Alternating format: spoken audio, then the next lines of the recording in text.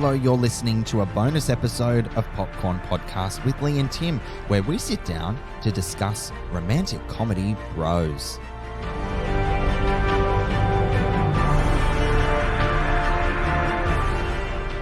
I'm Tim Ifland, movie buff. And I'm Leigh Livingstone, entertainment journalist. And we love to talk all things movies. We do, and we're going to talk about Bros, which follows Bobby and Aaron, two gay men who collide into a relationship neither of them are prepared for. They attempt to figure out each other and discover what works for them along the way in this first of its kind romantic comedy. Bros is directed by Nicholas Stoller, who has brought us such films as Forgetting Sarah Marshall, which is one of my favourite comedies of all time, and also The 5-Year Engagement, from a screenplay by Stoller and Billy Eichner. The movie stars Billy Eichner, Luke McFarlane, Dot Marie Jones, Miss Lawrence, T.S. Madison, Eve Lindley, and Jim Rash. Now, before we jump into our review, Leigh, don't forget to check out our interview with Bros director Nick Stoller over on YouTube, as well as our red carpet video featuring all the fabulous action from the Bros Sydney premiere, where we spoke to Billy Eichner and Luke McFarlane. Very cool. Very excited for you to see those conversations, guys. Now, Tim, this film is a huge deal. Right. It's the first romantic comedy from a major film studio about two gay men, starring and created by a predominantly LGBTQ plus cast and writers. Mm-hmm. It's also the first film written by and starring an openly gay man, and Billy Eichner's first foray as romantic lead. So many big firsts there. Yes, his first lead in a film. He's shown up in some films before, Nick Stoller films included. So there's so many firsts. Yeah. So many firsts that you sit back and think, this is wild. But at the same time, it's also unsurprising as well, isn't it, that this sort of film hasn't happened before. Now, for me, I identify as a gay man. So I was, one, really excited to see this film, and two, really excited to talk to you about it. Because growing up watching a film like this in my teens, or even in my early 20s as I was coming to terms with my own sexuality, would have seriously helped. Yeah. You know, it would have made me feel seen. It would have helped make me feel validated and just more normal. There's a word normal about being gay or queer or whatever that just drives me mad. It would have opened my eyes to same-sex relationships, both romantic and platonic, and educated me on gay history, which this film does really well. That's really cool. So anyway, that's just my experience and take on that from my perspective. So you enjoyed the film on many levels. I took a lot out of this movie that held weight for me particularly. And you said in your interview with Nick Stoller that this film will save lives. And it's absolutely true, because there are even scenes in the film that highlight the importance of young people seeing themselves in art on the big screen or in theatre. There's a whole sequence of scenes, and you're getting quite emotional. You okay? I'm actually sitting here getting emotional. Oh. I was not prepared. Wait, I need to give you a hug. For this, we're breaking for a hug. Oh, thanks. Okay, we're back from our hug. But that just goes to show how important this film is. You can't underestimate its importance. I'm just so glad that this film exists. It's a huge milestone in of itself. We've gone on about why it's such a milestone film, but also the fact that it's a pretty good, funny movie is just that cherry on top. It's a bloody good romantic comedy when you take away all the noise and all the groundbreaking aspects of it. It's really well done. Yes. And I'm so glad that Nick Stoller had the forethought to bring the right people with lived experience on board to make it as authentic as it could be. Yes, that was really important to him. And also, he wouldn't have got away with it this day and age as a straight, white, middle-aged man married with kids. I mean, what a lovely life that must be for him. But he needed to bring that authentic voice into the mix, and Billy Eichner is where he found that. Yes. And so when he reached out to Billy Eichner in 2017, it's quite sad. You know, that's 5 years ago. And a long time. A lot has happened in 5 years even. But Billy didn't believe it would ever get made. Right. I mean, he said that to you on the red carpet when you spoke to him. Yeah. In almost 100 years of movies, we've never seen a movie like this, which is quite sad. It is sad, but I'm all for flipping the sentiment around that and celebrating that now it does exist. Yes, it's really important to identify that it has taken that long, but we're here now, it's here, and hopefully it paves the way for more stories like this to be seen and heard. It has high scores across the board on Rotten Tomatoes with critics and audiences alike.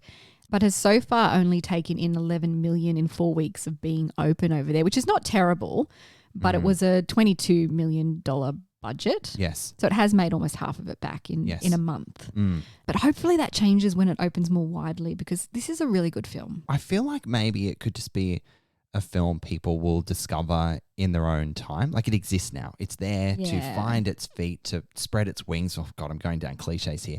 But you know what I mean? Like, maybe it hasn't broken box office records in its first run, but it could be one of those movies that just finds itself later on. Let's talk about the story. Mm. It tackles stereotypes in a very clever way, and it pokes fun at them, but it also leans into them sometimes. Yes. And I think the balance that they found within the story and the screenplay is really good. Yeah, I agree. Look, relationships are complicated, right? Love is a minefield. I feel like I'm... A battlefield. A battlefield. As Pat Benatar would say. Yeah, it's like lyrics from a song. People are complicated. All these things. This isn't news. And those in the LGBTQ plus community, we date and see the world differently to others. You know, there's history there, oppression, being ostracized, having to fight harder to secure your place in the world. And I guess perhaps, well, certainly me in my experience have held my guard up around connection. I'm very happily married now. I've been in a relationship with my husband for almost 8 years, married for 3.5. This film is inviting us to help understand that world in the sphere of relationships. Even Billy's character, Bobby, in the film has a line where he says, love is not love. Yes. Love is different. Yes. Our relationships are different. And that's what this film is attempting to show. You know, it really leans into the fact that they haven't switched out a woman for a man. Yep. You know, the experiences feel real and believable. I mean, I don't have firsthand experience, but it felt real. It felt believable. But that's good. That's great from your perspective that you felt that. Even if rom-coms can sometimes be a little bit heightened sense of reality. That's why we love them. That's why we love them. Yeah. There's some really great lines in this film. There's so many that I just, can't say them all. But there's another one that's happiness is being more than what others think you are. I think that was really beautiful. That's nice. I'm going to bring it down a notch and say vulnerability is not a boner killer. You love that one, didn't you? I love that line. Yeah. I love that line. But it's true. Like, I don't know. People are scared to be vulnerable. And I guess people within the queer community are scared to be vulnerable as well. And they need to put up a front and be a certain way, be seen a certain way. And if there's also that extra layer of masculinity. Yes. Like enforced masculinity and vulnerability undermines masculinity. Masculinity is, I would say, it's a huge problem in terms of how we perceive masculinity within gay culture. Yeah. Because you've got, this movie's called Bros, for goodness sake. It's, about this gym junkie, whatever, the gay scene, all the rest of it. But if you don't present as being a swole gay person, are you not gay enough? Or if you're too feminine or sound a certain way, there's so much hate. Yeah. Self-hate is a real problem within the community. I know I've experienced it myself, but then also projecting that judgment on others because they don't present just like you do as a gay person, or straight acting. All those things this movie, in a tongue-in-cheek satirical way, but actually quite poignant way, talks about, because they're real feelings. They're real encounters that I've had that I see, and they explore quite nicely in this narrative. I'm so glad that you could really see yourself in this film. I think that's so important, and it's wonderful for people. And even if you don't identify in the queer community, this film is just really enjoyable. Yeah. Just to clarify, yes, I saw myself a lot in this movie, but there was also a lot about the gay experience that is not me. Right, yeah. So, but that makes it a bit fun. It's you haven't been taking ass pics. Well, maybe at some point. Oh, come on. Let's be real. The sort of party and the pride marches and things, yes, I have been involved in them, but it's not who I am, I suppose. So, but that's just me. So I guess there were things I recognized, things that I didn't, but it's still fun to see it play out. I think poignant is a really good word that you used before. This film is very poignant, but also clever and fun, and not overshadowing important things with too much comedy or flamboyant comedy. Yeah. There's some of that in there. It's used very well. Like you said, it just pokes fun. It takes these stereotypes, it plays with them, it flips them on their head, it makes you think. It's also very self-referential and self-deprecating, because it has to be, and you can do that in a comedy. But I liked the meta layers of it. So Bobby, the character of Bobby, is also a podcaster. Yes, we love that. Yeah, and he says that he isn't the right one to make a gay rom-com, but the meta side of that is that he actually is making this rom-com, that he's saying that he's not the one to make the rom-com. So I quite liked the layer of the commentary about the gay experience and representation in media and popular culture, and the fact that he's saying he's not right, but he's actually the one behind the idea. There's just so many layers to this film. It's so smart. And that comes down to the clever writing by Billy Eichner. He's really bloody clever. Yeah. And Nicholas Stoller, obviously. Yes, who is very well known for writing comedies and directing comedies. And this is his third romantic comedy film as well. So he's been there, done that. And I guess a great confidant with a new talent like Billy Eichner. Well, new talent, he's been around, but he's not really well versed within the film world. So it would have been a great collaboration. Do you know what, though? I have seen him in Friends from College, which is Nicholas Stoller's series, a Netflix series. Is it good? It's a bloody good series. It's really enjoyable. And Billy Eichner is wonderful in it. He plays a supporting role to Fred Savage's character as his partner, but he's absolutely superb in it. And I'm still salty, honestly, that it only got 2 seasons at Netflix because it deserved more. Oh, it's been cancelled. It was 2018, 2019. Oh, that's sad. Maybe it could be one of the many shows that get rebooted or something. Yes, please. We live in hope. Let's talk about rom-coms in general. Yeah. And, you know, the tropes that come with them. Pretty predictable in some ways. Yeah. It has them all in this one, I think. The meet cute where eyes meet across the bar. Yes. Opposites attract. Yeah. Not sure if they really like each other at first. They get together and then there's a personality clash. Yeah. One discovers something about the other one that they don't quite like. And they're both scared of each other. Yes. They're both intimidated by each other and what they're about. And it's like, are you attracted to me? Am I attracted to you? What's going on? Before they realise that they're the perfect balance to each other and they belong together. The yin to their yang. Yes. Also, montages. Far out, I love a romantic comedy montage, especially ones that go through the seasons and bring you up to Christmas. Yes. They're just my favourite. And then you pair them with running. There has to be someone running to the other. Yes, have to be running to tell the person how you feel. Yes. I mean, there's only another series of films that has as much running in it as romantic comedies, and they're Tom Cruise movies. So you've got Tom Cruise movies as a genre of running, and you have romantic comedies as a genre of running. Where's the line?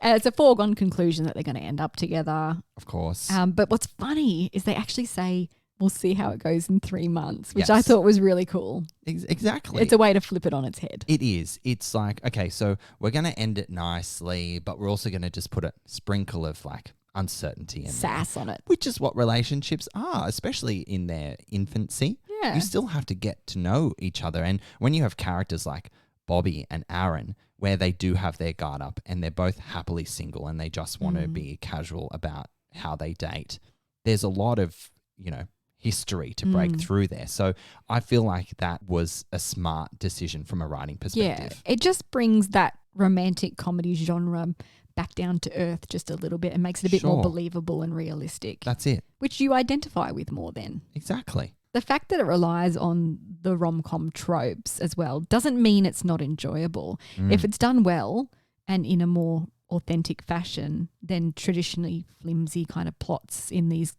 genres can be, then it works. Yes. And there's nothing wrong with that. And not everyone likes rom-coms.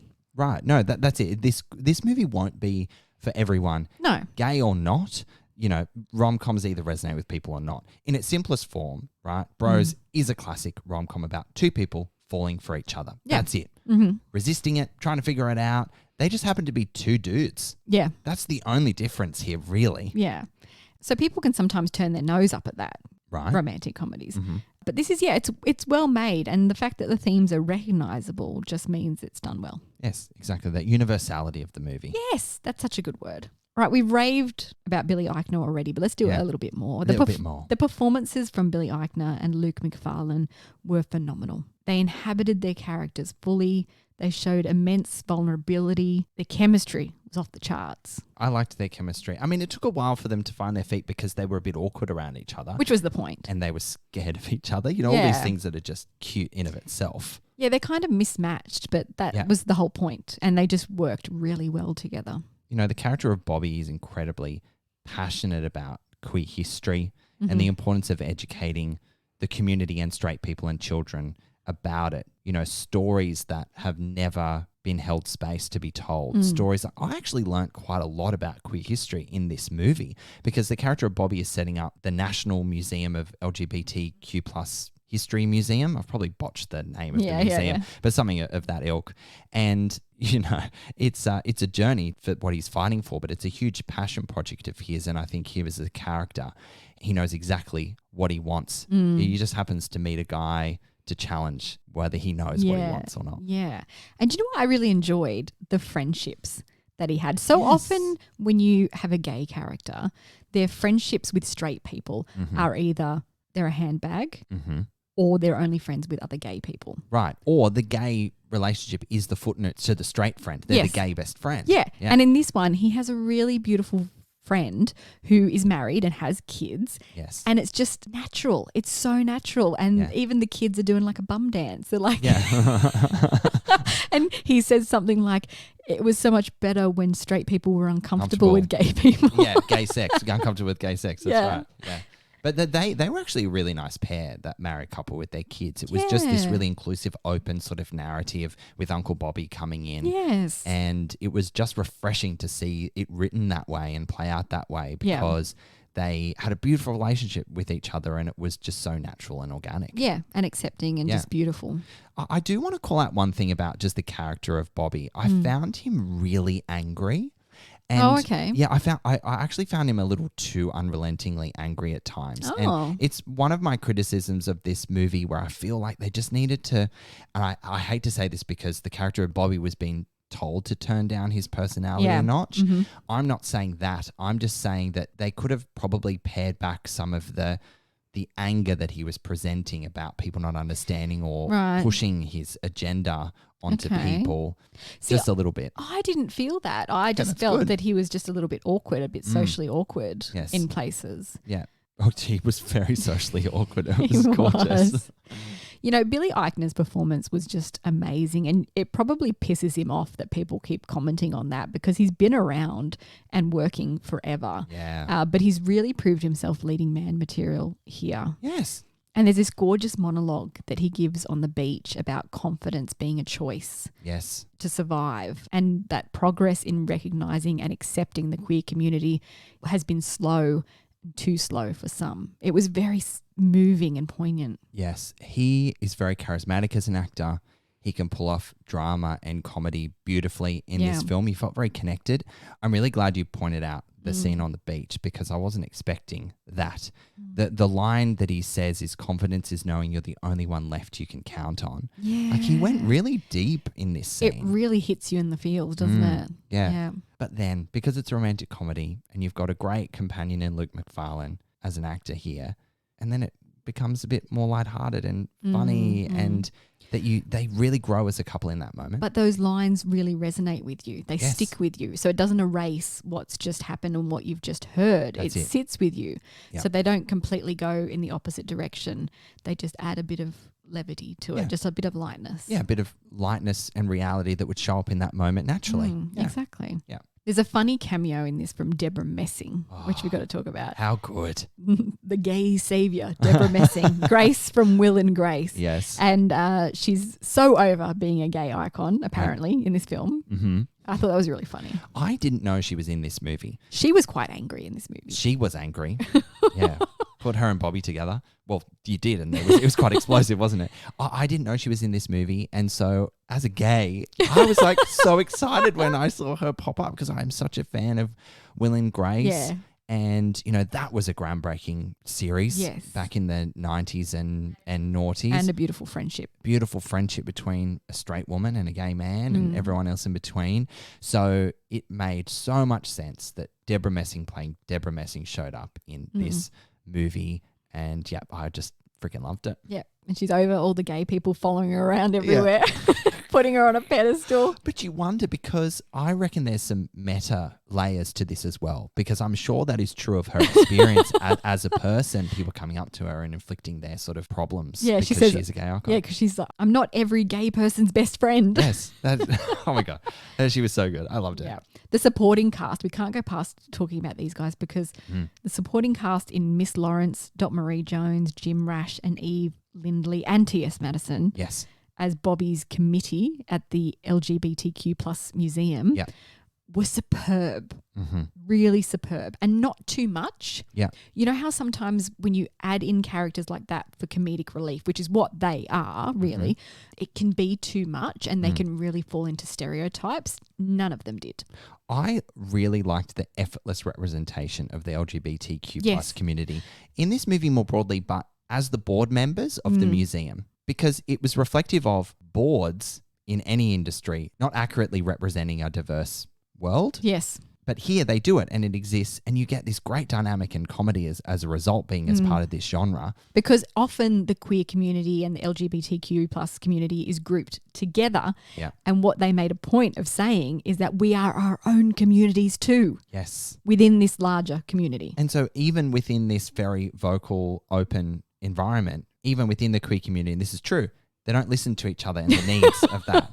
And of course it's wrapped up in a comedic lens. But it pushes the reality of what it is like actually in the real world. And it was handled really well. Yeah, I like the word you used, effortless, before. Yeah. Because it just felt normal. Felt normal.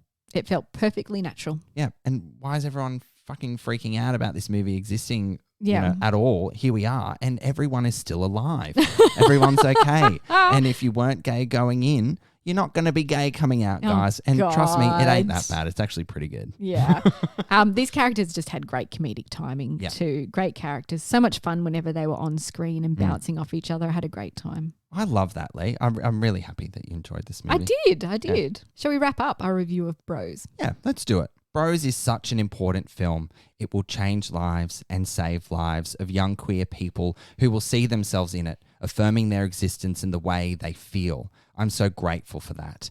I'm a big fan of the rom-com genre, and the pairing of Eichner and Stoller is a good one. The jokes are funny, and the film is a really good time. However, I did mention this, that the character of Bobby did present as a little more intense than I was expecting in a few areas of the script that could have maybe just been toned down from an anger perspective just a little bit more.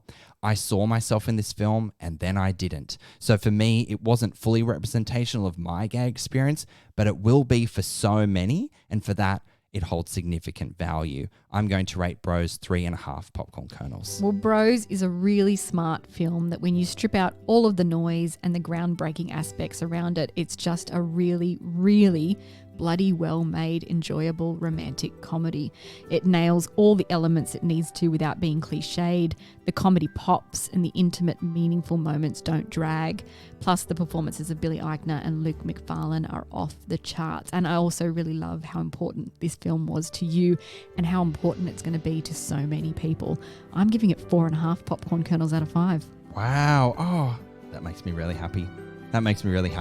Well, we want to make you happy, so go and see Bros, which is in Australian cinemas from October 27. And that's it for another bonus episode of Popcorn Podcast. As always, guys, thank you so much for listening. We'll catch you next time. We are now on YouTube, guys, where you will find our latest celebrity video interviews. Simply search Popcorn Podcast with Leigh and Tim and make sure you subscribe so you don't miss a single one.